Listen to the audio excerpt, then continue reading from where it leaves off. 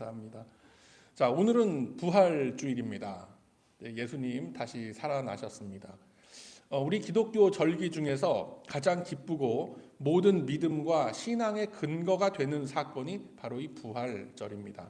육신을 입으시고 이 땅에 오신 성자 하나님이 우리들의 죄사함과 구원을 위하여 마지막 제물로 십자가에 매달려 죽으시고, 내가 달려야 할, 사실은 내가 매달렸어야 할 그 십자가에 예수님께서 대신 달리셔서 죽으심으로써 저와 여러분의 죄값을 모두 다 지불해 주셨습니다.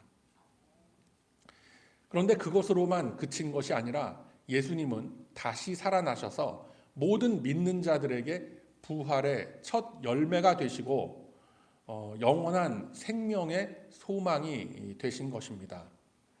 죽음의 권세를 깨트리시고 무덤을 이기신 그분의 부활은 우리 모두에게도 새 생명과 부활의 약속을 보증해 주는 확실한 증거가 되는 것입니다.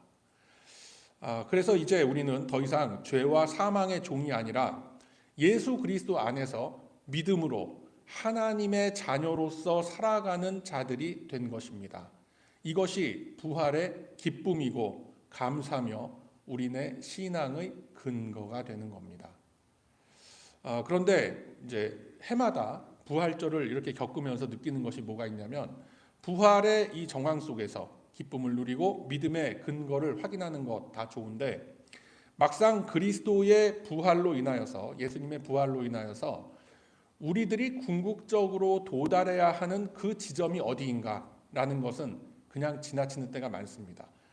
해피 이스터, 뭐 축하합니다. 아이고 이렇게 기쁜 날, 감사한 날, 소망이 가득한 날, 그렇게 서로가 축하의 인사를 주고받고 또 교회 공동체들마다 이렇게 부활주일 예배를 드리고 계란도 나누고 말이죠. 다과도 나누고 또 풍성한 식사도 나누고 애찬도 나누고 다 이렇게 교제를 나누고 하는데, 그것으로 인해서 궁극적으로 우리가 어떤 자리를 지향해야 하는가라는 것에 대해서는 우리가 조금 좀 깊이 생각을 해봐야 되지 않겠느냐라는 것입니다. 이 똑같은 이 말씀이 부활절뿐만이 아니라 성탄절에도 고스란히 적용이 되는 거예요.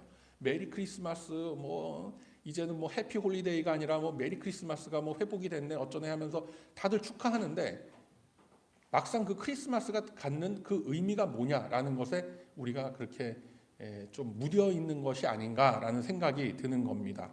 그래서 오늘 본문을 제가 특별히 고린도전서 이 마지막 대목으로 잡은 것이 뭐냐면, 우리에게 주시는 부활 그 이후, 그리고 예수님은 승천하셨습니다. 그리고 시간이 벌써 2000년이 흘렀어요.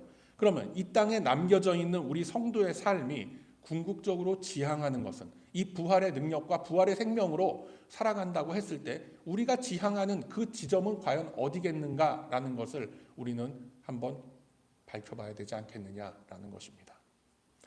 자, 그래서 오늘 본문의 말씀 이렇게 첫 구절 이렇게 보면은 비밀이라는 말씀이 나오죠. 은밀하게 감추어지고 다루어져야 할 비밀이라는 것이 어떻게 말씀하시냐면, 보라, 내가 너희에게 비밀을 말하노니 라고 말씀을 합니다. 즉 모두 와서 이 비밀에 대해서 들어라 라고 하는 것이죠. 그렇다면 이것은 더 이상 비밀로 간직되어야 하는 것이 아니라 오히려 널리 퍼뜨리고 널리 알려야 하는 것임을 의미하고 있는 것입니다. 그래서 그 내용이 무엇인가라는 것을 살펴보니까, 마지막 나팔이 불 때 하나님의 백성들은 호련히 다 변화하게 된다라는 것입니다. 그리고 이어지는 말씀 보면, 이미 죽었던 자들이, 이미 죽은 자들을 썩지 않을 신비한 몸으로 다시 살아나고, 그때까지 살아있는 자들은 마찬가지로 부활의 신비한 몸으로 변화될 것이다 라고 하는 것이 본문 51절에서 54절까지 이어지는 말씀의 내용입니다. 자, 어떻게 보면 만화 영화 같은 황당무계한 얘기죠. 죽었던 사람들이 다시 살아난다는 것도 믿기가 힘든데, 게다가 다시는 영원히 썩지 않을 몸으로 살아가게 되고, 현실 속에 살아있는 자들은 호련히 그러한 몸으로 변화된다라는 것은 이게 더 믿기 힘든 겁니다. 믿기 힘든 것이 사실이고 믿을 수 없는 것이 정상인 것처럼 느껴지는 겁니다. 그러나 이 같은 일들이 반드시 분명히 꼭 일어날 것임을 실제로 우리 인류 역사 속에서 이미 증명하신 분이 있어요. 자, 그분이 누굽니까? 네? 그분이 누구예요? 증명하신 분. 예, 바로 오늘 부활하신 예수님입니다. 예, 역시 우리 권사님들 이 두 분 저기서 이제 딱 입모양을 보니까 제가 아무리 노안이 와서 이 눈이 흐려도 제가 권사님들의 입모양은 내가 보이는데 예수님 딱 이렇게 얘기를 하시네요. 예, 참 훌륭하십니다. 자, 우리 예수님께서는 몸소 부활의 신비한 몸으로 다시 살아나셨고 승천하심으로써 주님 안에서 삶을 살다가 인생을 살아가다 부르심 받은 자들이 어떻게 연속적인 영원한 생명을 이룰 것이다라는 것을 몸소 보여주신 겁니다. 그분은 자기 백성들의 죄를 대신 담당하셨고 십자가에서 마지막 희생 제물로 피 흘려 죽으셨습니다. 그리고 3일 만에 약속하신 대로 부활하셨던 겁니다. 바로 그때의 그 예수님의 그 부활하셨던 그 몸이 오늘 본문에서 말씀하시는 썩지 않는 신비한 몸이다라는 겁니다.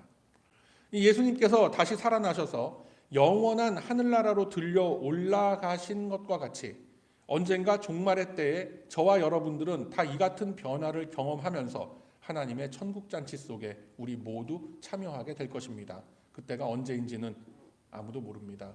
당장 내일 아침이 될지 오늘 밤이 될지 한 300년 후가 될지 아무도 몰라요. 그것은 우리가 앞으로 들어가게 될 그 영원한 생명의 공간이라는 것은 지금의 우리들이 상상하고 계산하고 그려볼 수 없는 신비로운 공간과 시간의 개념인 것입니다. 지금 우리가 세고 있는 물리학적으로 1분이 60초 뭐 해갖고 이렇게 1시간이 60분 뭐 1년이 365일 자전과 공전 이러한 물리학이나 천문학으로 설명할 수 없는 그런 일이 우리에게 벌어진다라는 거예요. 그래서 역사상 이 내용을 설명하기 위해서 수많은 과학자들과 수많은 학자들이 자신의 수준들과 문화적 그 한계를 넘기 위해서 노력하면서 하늘나라의 모형과 그 삶을 설명하려고 애쓴 적이 있습니다. 그리고 성경 말씀에도 요한계시록 21장 10절 이하에 보면은 거룩한 성 예루살렘이라고 해서 설명하시는 그런 부분들이 있습니다. 그러나 사실은 이것조차도 사도 요한에게 환상으로 보여주신 것을 그 사도 요한이 그때 당시 상황에서 인식하고 기록할 수 있는 수사학적인 한계 속에 담아 놓으신 겁니다. 그래서 이 천국, 영원한 생명의 공간이라고 하는 것은 상상하기 힘든 거룩한 아름다움이 있고 웅장하고 광대한 것입니다. 우리들은 그 천국의 모습을 놓고 구체적으로 몇 스퀘어 핏이 된다더라, 나중에 뭐 변화될 몸이 어느 시절의 몸으로, 그러니까 내가 뭐 나이가 90에 하늘나라 갔는데 나중에 하늘나라에서 보니까 다시 부활된 나의 몸은 25살 때 그 몸이더라, 뭐 이런 수준 이하의 논쟁에 우리가 빠져들 필요는 없는 겁니다. 그것은 그런 것들은 말씀을 바르게 해석하는 그런 방법이 아니에요. 시대와 공간을 초월해서 우리는 이제껏 우리들이 살면서 체험해보지 못한 기쁨과 아름다움과 평안함 속으로 들어가게 되는 겁니다. 하나님께서 말씀하시길 이처럼 아름다운 공간을 우리들을 위하여, 하나님 백성들을 위하여 예비해 놓으셨다라고 합니다. 그리고 그러한 공간에 어울리는 모습으로 우리들을 변화시키셔서 들여보내 주실 것입니다. 그래서 이 땅을 살아가는 우리들의 이 인생은 잠시 거쳐가는 이 세상이라는 인식이 저와 여러분 속에 분명히 박혀 있어야 하는 겁니다. 이것은 어떤 염세주의적인 어떤 그런 내용도 아니고 현실 도피적인 신비주의에 빠져서 우리가 살아야 한다, 그런 건 더더욱 아닙니다. 우리를 위하여 예비된 새 하늘과 새 땅에 어울리는 그런 모습과 그런 수준을 갖춘 영혼의 모습을 갖자라는 얘기예요. 뿐만 아니라 우리가 속한 육신의 모습 또한 그러한 영광에 맞게끔 쫙 끌어올려야 하는 의무와 권리가 우리 성도들에게 주어진 것입니다. 그래서 주어진 우리의 몸과 또 이런 것들 함부로 다루고 그러면 안 되는 거예요. 아유, 나 이거 벌써 뭐 쌍꺼풀 수술을 몇 번을 하고 내가 벌써 코를 높이고 그랬는데 이거 어떻게 하나, 턱을 깎았는데, 그런 거는 그렇게 큰 문제는 되지 않습니다. 그렇지만 그런 유명한 말이 있죠. 생긴 대로 사는 게 가장 그렇다라는 뭐 이제 그런 얘기 다 알고 있습니다. 그래서 우리 모두에게 주어져 있는 이 인생이라는 시간 속에서 우리들이 가장 몰두해야 할 일이 바로 이러한 일들인 거예요. 그래서 지금 제가 말씀드린 이러한 내용들은 거룩한 하나님의 백성으로서 살아야 되는 성도됨의 의미와 목적에 대한 권면이다라는 것이죠. 그런데 이러한 사실을 믿지 않는 자들에게는 그 사람들 보면, 불신자들 보면 어떤 모습이 나오는가? 그저 이렇게들 살죠. 하루 벌어서 하루 먹고 싸고 즐기는 것 이외에는 관심을 가지려고 하질 않습니다. 누구나 그래요. 지위 고하 빈부 여하를 막론하고 다 하는 말이 똑같아요. 아유, 그냥 사는 것이 힘들다라고 이야기를 합니다. 이것을 좀 더 전문적이고 고급진 언어로 표현을 하면 이원론적 쾌락주의와 현실주의자라고 표현할 수가 있는 거예요. 표현의 방식은 좀 다를지 몰라도 결국은 부활의 삶, 영원한 생명이 이어지는 삶을 믿지 못하기 때문에 예나 지금이나 2000년 전이나 지금 1925년이나 사람들은 하나님께로 돌아가려고 하질 않는 거예요. 눈에 보이지 않는 것을 어떻게 믿느냐라는 거죠. 바로 이러한 주장에 맞서서 오늘 말씀에서는 영원한 부활 생명 속에서 우리들에게 우리들에게 주어질 유업이라는 것이 있다라고 말씀합니다. 유산이라고 생각해도 차이는 없습니다. 이 유산이 뭐겠습니까, 여러분? 예수님 오시기 전까지는 공공연한 비밀이면서도 또 알만한 사람들은 다 알고 있었던 비밀. 그 비밀이 뭐예요? 바로 성육신을 통해서 우리 곁에 오신 예수 그리스도가 우리가 받은 유산인 거예요. 우리가 받은 유업이 바로 예수 그리스도라는 겁니다.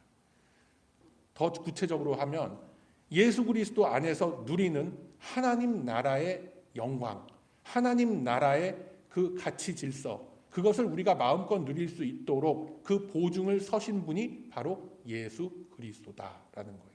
그래서 예수님을 붙들고 있는 것이 바로 하나님 나라의 영광을 붙들고 있는 것과 똑같은 것이다라는 것. 우리의 부활과 영원한 생명을 책임지고 이끌어 가실 유일한 존재가 바로 예수 그리스도뿐이다라는 거예요.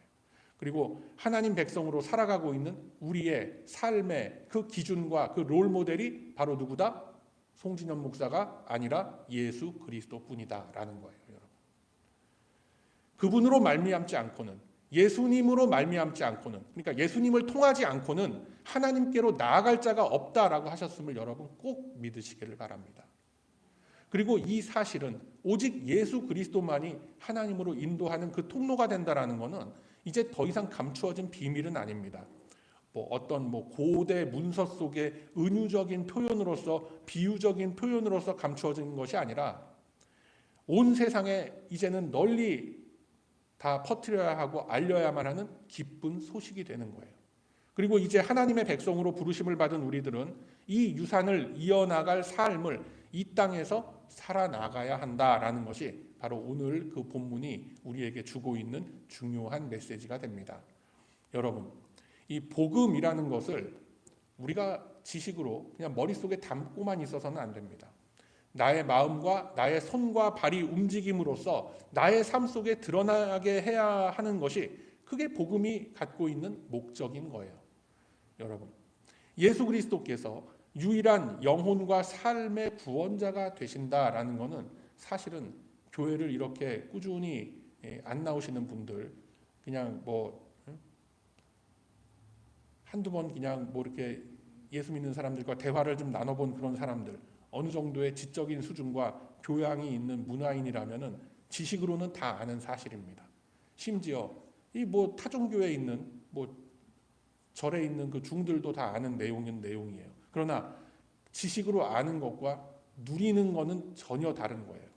우리가 믿음이 있다라고 할 때에는 마음으로 믿고 입으로 시인하며 변화된 삶을 살아내는 것까지 포함이 돼 있는 거예요. 믿음으로 산다라는 게 그런 거예요. 그냥 믿습니다 입으로 한다고 해서 믿는 건 아니에요. 삶의 변화가 있어야 한다라는 거예요. 그러면 오늘 본문에서는 이 믿음의 삶이란 것, 부활 생명으로, 부활의 능력으로 살아간다라는 그 삶이 도대체 뭐냐? 그것을 찾아가는 것이 바로 오늘 말씀의 중요한 포인트예요. 여러분, 믿음의 삶을 우리가 산다라는 것은 어떤 면에서는 이미 승리한 삶이다라는 것을, 승리할 것이다라는 것을 알고 누리는 삶을 살아간다라는 겁니다. 뭐 예를 들어서 운동 경기에 나가는 선수들이 이제 예를 들어서 어떤 그 격투기 같은 거를 한다고 했을 때 자신이 이길 거를 미리 알고 나가는 사람은 없을 겁니다. 그러나 한 몇 분 시간이 흐른 후에 승리한 선수들을 보면은 아주 자신감에 꽉 차 있었던 그런 사람들이 이기게 되는 거예요. 승리에 대한 확신과 믿음을 가지고 나서는 사람과 그저 내가 지지만 않아야 되겠다라고 그냥 막 이렇게 하는 사람과는 벌써 경기 시작 전부터 그 기싸움에서 벌써 확 차이가 나는 겁니다. 강한 선수가 이기는 것이 아니라 결국은 그 자신감과 그 당당함으로 이긴 선수가 강한 것이다라는 것이죠. 마찬가지로 여러분, 우리들은, 저와 여러분은 승리할 겁니다. 어떻게 해요? 어떻게 승리합니까? 그 결과가 어떠할 것이다라는 것을 이미 우리의 목자장 되시는 예수 그리스도께서 다 알려주셨고 그 방법을 우리에게 다 이미 충분히 전달해 주신 겁니다. 뿐만 아니라 이미 승리자의 자리에 우리들의 자리가 예약되어 있는 사람들이 바로 저와 여러분이에요. 그래서 우리들은 주어진 그 매뉴얼대로 쭉 그 길을 따라가면 되는 사람들인 거예요.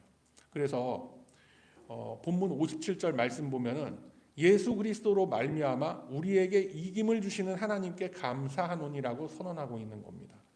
그리고 이 부활의 능력으로서 우리가 믿음으로써 살아가야 한다, 최후의 승리를 얻는 삶을 살아가야 한다라는 이 내용에 대해서 오늘 본문은 세 가지로 말씀하고 있습니다. 자, 첫 번째로는 견실하라라고 그 59절에 말씀하죠. 견실하라. 이 견실하라라는 말씀이 갖는 원어의 의미가 뭐냐면 강하게 하여 움직이지 않게 하라라는 그런 의미가 있습니다. 즉 외부적인 환경과 요인에 의해서 흔들리지 않는 의연함을 뜻하고 있는 거예요. 자, 이것을 시편 55편 22절에 이렇게 말씀합니다. 시편 55편 22절의 말씀을 제가 보도록 합니다. 잘 들어보세요. 내 짐을 여호와께 맡겨버리라. 너를 붙드시고 의인의 요동함을 영영이 허락지 아니하시리로다 라고 말씀합니다. 그렇다면 요동함이라는 것은 어떤 때 우리 안에 일어나겠습니까? 눈앞에 펼쳐지는 현실의 상황과 닥쳐올 일들을 이렇게 보면서 알 수 없는 미래를 그려가면서 우리의 마음은 불안하고 요동치게 되는 거죠.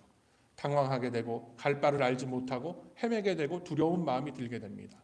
미래사회라는 것은 우리가 지금 하루하루 살아가고 있는, 그리고 내일도 살아갈, 내일 모레도 다가올 그 날들은 가면 갈수록 변화가 빠르고 우리들이 예측하지 못하는 방향으로 나아가도록 돼 있는 겁니다.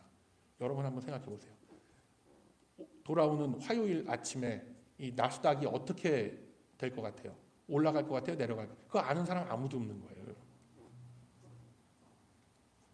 그래서 앞날을 알지 못하는 우리 인간의 연약한 마음이라는 것은 갈수록 불안감에 휩싸이게 되고 상처를 입은 채로 이렇게 쭉 살아가게 되더라는 겁니다. 경제적인 어려움에 대한 그런 두려움이 있는 거예요. 건강에 대한 두려움이 있는 거예요. 알 수 없는 미래에 대한 두려움이 있는 거예요. 당장 눈앞에 닥쳐있는 여러 가지 사건들과 내가 해결해야만 하는 그런 복잡한 일들, 그런 일들 앞에서 우리는 불안해하고 요동치게 되는 거예요. 이제까지 내가 살아왔던 그 경험치와 그 방법으로는 더 이상 해결되지 않는 그런 일들이 막 다가오는 그런 시대가 이 시대, 우리가 살고 있는 이 시대라는 겁니다. 자, 이러한 곤경 속에 빠져 있는 우리들에게 하나님께서 주시는 답은 딱 하나예요. 견실하라. 그렇다면 어떠한 방법으로 무엇으로부터 견실하라라는 것인가?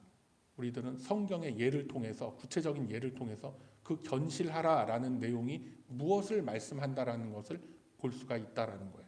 자, 역대하 15장 6절 7절의 말씀 보면 이런 이제 그 상황이 펼쳐집니다. 말씀을 보면 이 나라와 저 나라가 서로 치고 이 성읍이 저 성읍과 또한 그리하여 피차 상한 바 되었나니, 굉장히 혼란 속으로 들어가게 된다는 거죠. 이는 하나님이 여러 가지 고난으로 요란하게 하셨음이라. 그런즉 너희는 강하게 하라. 너희의 손이 약하지 않게 하라. 너희 행위에는 상급이 있음이라 하니라. 라는 말씀이 있어요. 자, 우리들의 앞에 놓여져 있는 이 많은 고난과 여러 이 요동치는 그런 상황들 속에서도 그런 것들이 다 하나님께서 허락하신 것들이다라고 성경은 말씀하는 겁니다. 이 말씀이 우리에게 주어진 시대적 배경은 남유다와 북이스라엘이 서로 대립하고 있던 그 시절에 주어진 말씀이에요. 하나님께서는 남유다를 향해서 이 말씀을 주셨는데, 지금 봐라, 북이스라엘이 겪고 있는 저 혼란과 갖은 전쟁 상황을 빗대어서 남유다의 그 왕과 백성들에게 권면하시는 그런 장면인 것입니다. 다시 말해서 북이스라엘이 지금 당하고 있는 것 같은 그런 혼란과 그런 고통에 휩싸이지 않으려면 강하게 견실하게 하고 손이 약하지 않게 하라. 그리고 너희들의 행위 중에 분명히 상급이 있다라고 말씀하시는 겁니다. 그리고 이어지는 말씀을 쭉 이렇게 보면은 결국은 견실하다라는 그 의미가 이방신들을 섬기던 모든 제사용품들과 우상의 신전에 있던 것들을 모조리 제거하게끔 하는 그런 장면이 등장을 합니다. 다시 말해서 지금 견실하라라는 그 말씀 속에는 하나님과의 관계를 가로막는 내 안의 것들, 내 주변의 모든 것들, 나를 유혹하고 나를 괴롭게 하는 그런 것들 다 끊어버리라는 거예요. 다시 한번 생각해 보세요, 여러분. 나의 경건과 거룩한 신앙의 삶을 좀먹어 들어가는 내 주변의 것들이 있습니까? 바로 내 속에서 나를 자꾸만 유혹하는 여러 가지 속삭임들이 있죠. 나의 약점과 나의 성격적인, 나의 기질적인 어떤 허점들, 약점들을 이용해서 분노하게 하고 인간관계를 다 흩어버리게 하고 방황하게 하고 방탕하게 하고 허영심에 들뜨게 하고 이기적인 생각에 빠지게 하고 육신의 소욕들을 동경하게 하는 그런 여러 가지 것들이 다 있을 겁니다. 그러한 모든 것들을 우리는 하나하나 제거하는 작업을 해야 되는 거예요. 그게 바로 견실하라라는 말씀인 거예요. 근데 우리는 이미 싸우기도 전에 뭐 해봐야 뭐 안 되는 거 이미 전의를 상실하는 경우가 상당히 많습니다. 왜 그래요? 바로 내 자신이 얼마나 견실하지 못한지, 내가 얼마나 연약하고 죄의 유혹에 약한지 본인 스스로가 잘 알고 있기 때문에 지레짐작으로 아예 그 끊어내는 작업조차 우리는 시작도 못하고 있는 겁니다. 그렇기 때문에 우리가 견실하기 위해서 두 번째로 흔들리지 말라라고 말씀하시는 겁니다. 이미 내 안에 있는 죄악과 그 유혹들과 싸울 의지를 내 스스로 잃어버렸기 때문에 우리들의 마음은 항상 흔들리게 되는 거예요. 그래서 마음이 흔들린다라는 것은 마음의 뿌리가 한 곳에 박혀있지 못하기 때문에 나타나는 그런 현상들이죠. 그러나 우리들은 이미 예수 그리스도 안에 접붙여진 거룩한 지체들이다라고 성경은 우리에게 분명히 말씀합니다. 내가 내 스스로를 이렇게 연약한 죄인, 이렇게 비실비실한 그런 심령을 가지고 내가 이거 어떻게 하나님의 백성이란 말인가, 이런 자괴감이 들 때가 있죠. 그렇지만 그렇게 생각하던 말던 간에 이미 우리들은 거룩하다라는 칭함을 받은 하나님의 백성들인 거예요. 이 사실을 골로새서 2장에서 이렇게 말씀합니다. 한번 성경을 같이 찾아봅시다. 신약성경 골로새서 2장으로 한번 가보세요. 325쪽에 있습니다.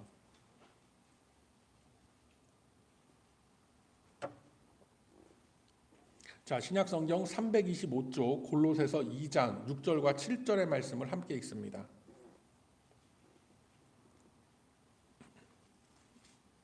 골로새서 2장 6절과 7절의 말씀 함께 읽습니다. 자, 함께 읽습니다. 시작. 그러므로 너희가 그리스도 예수를 주로 받았으니 그 안에서 행하되 그 안에 뿌리를 박으며 세움을 받아 교훈을 받은 대로 믿음에 굳게 서서 감사함을 넘치게 하라. 아멘. 우리가 이 말씀대로 살지 못하는 이유가 바로 예수 그리스도 안에 뿌리를 제대로 박지 못했기 때문에, 그러니까 곧바로 세워지지 못했기 때문에 그런 거예요. 그럼 그 다음 단계는 뭐 거론할 필요도 없는 거예요. 뿌리를 제대로 내리지 못했는데 어떻겠습니까? 쉴 새 없이 흔들흔들하는 거죠. 뿌리를 깊이 내리지 못하는 나무가 이렇게 보면은 그렇지 않습니까? 금방 마르고 시들게 되더라는 거죠. 꽃을 피우고 열매를 맺기는커녕 그냥 생존 자체를 걱정해야 하는 처지로 내몰리게 되는 거죠. 그래서 이런 나약한 모습들, 전실하지 못하고 흔들흔들하는 이런 모습들, 절대로 부활의 생명력으로 살아가는 그런 모습이 아니다라는 겁니다. 부활의 생명력이 우리 안에 있다라는 건 우리들의 영혼과 육신이 예수 그리스도로 인하여 그 안에 깊이 들어가 박혀 있음을 뜻하는 겁니다. 깊이 들어가서 박혀 있기 때문에 더 이상 흔들릴 일이 없는 거예요. 주 안에서 흔들림이 없기 때문에 어떻게 됩니까? 만약에 우리가 깊게 뿌리를 내리고 주 안에서, 주님 안에서 흔들림이 없는 그런 심령으로 우리가 살아간다라고 하면 어떻게 돼요? 우리의 삶이 자연스럽게 감사가 솟아나게 돼요. 나를 지켜주신 것이 감사하고 나에게 은혜를 베푸셔서 내가 이 살아가는 여러 가지 형편과 어려운 처지 속에서도 주님 떠나지 않게 하심도 그것도 감사하고, 고난을 통해서 주님의 손을 더욱 굳세게 붙잡을 수 있는 믿음 주신 것도 감사하고, 그런 열심을 주셔서 그런 열정을 주시는 것에 감사하고, 모든 것이 다 그냥 감사할 수 있는 것들로 넘치게 되는 겁니다.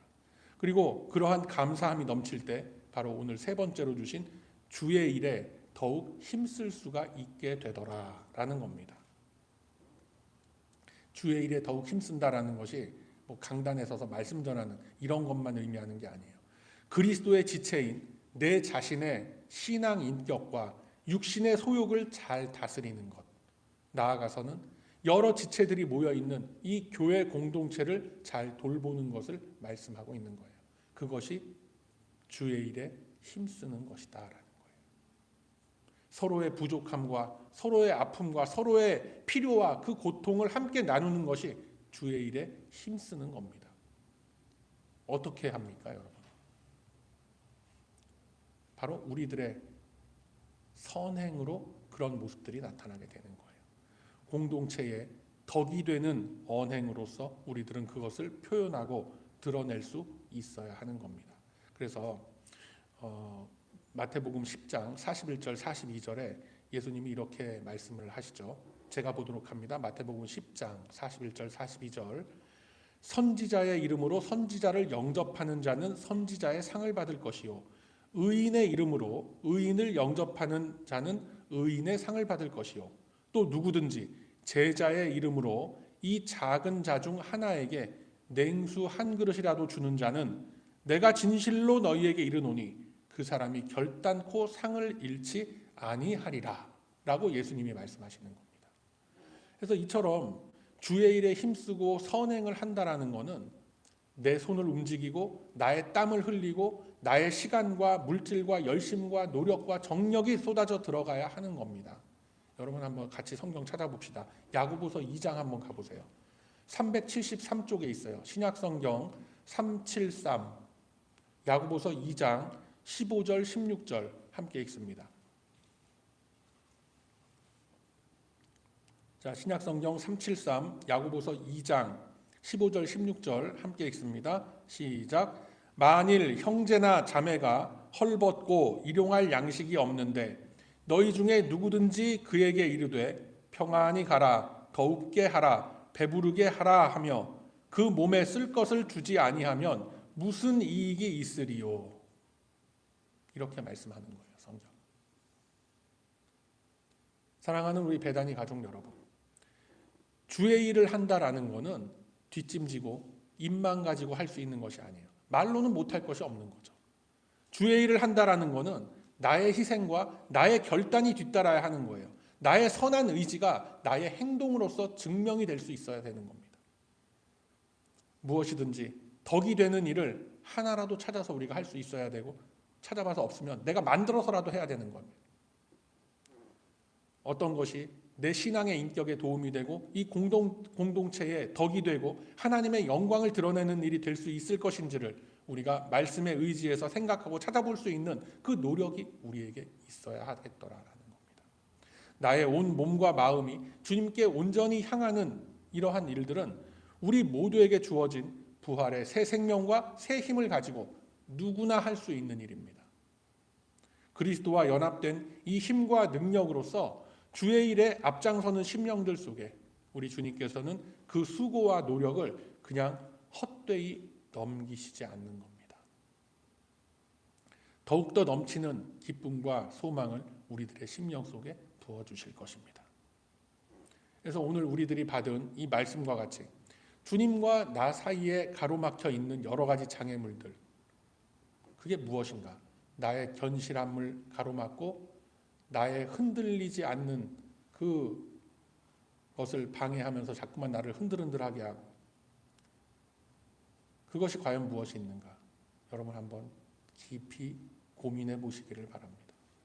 그리고 하나하나씩 우리 성령님께 의지하면서 나의 생활 반경 속에서 지워 가시기 바랍니다. 그러한 노력과 실천 속에 우리의 영혼은 점점 더욱더 주님과 가까워지게 되는 것이고, 나의 변화함으로 인하여서, 내 한 사람의 변화로 인해서 우리가 속해 있는 이 교회 공동체는 더욱 굳건하게 세워져 나아갈 것입니다. 내가 먼저 그리스도 안에 뿌리를 깊이 박아야 우리가 속해 있는 이 공동체가 흔들리지 않는 겁니다. 내가 흔들리면 다 흔들리게 되고, 내가 쓰러지면 다 쓰러져 버리는 거예요. 너나 할 거 없는 겁니다, 여러분. 그래서 어쩌면 앞으로 우리들에게 인생을 살다 보면, 그리고 이 공동체 생활을 하는 가운데에서 더욱 힘들고 고달픈 시간들이 우리들 앞에 주어질 수도 있는 거예요. 우리의 바람과는 다른 일들이 자꾸만 우리 앞에 등장하게 될 수도 있는 거예요. 그러나 하나님의 영원하신 그 계획은, 영원하신 그 말씀 속에서 하나하나씩 이루어지게 될 것입니다. 그래서 이 사실을 우리가 마음속 깊이 새기시고, 이제 사망과 죄악이 쏘아대는 것들로부터 해방돼서 영원한 자유와 부활의 생명으로 더욱 수고와 헌신을 쌓아가는 우리 베다니 가족들 다 되시기를 소망합니다. 비록 지금 당장 우리들의 눈앞에 큰 일들이 벌어지지 않는다 하더라도 우리 주님께서 이루어 가실 그 하나님 나라의 영원함과 그 무궁함을 꿈꾸며 기대하며 소망을 품는 우리들의 발걸음 앞에 주님은 큰 은혜로 영원히 함께 하실 것입니다. 그러므로 이제는 우리 주님께서 보여주신 부활의 신비로운 힘과 능력을 품고 말씀 안에서 견고히 서서 더욱 수고하며 애씀으로써 주님의 귀한 몸을 굳게 세워 나아가는 저와 여러분이 다 되시길 이 부활주일 아침에 주님의 이름으로 축복합니다. 아멘.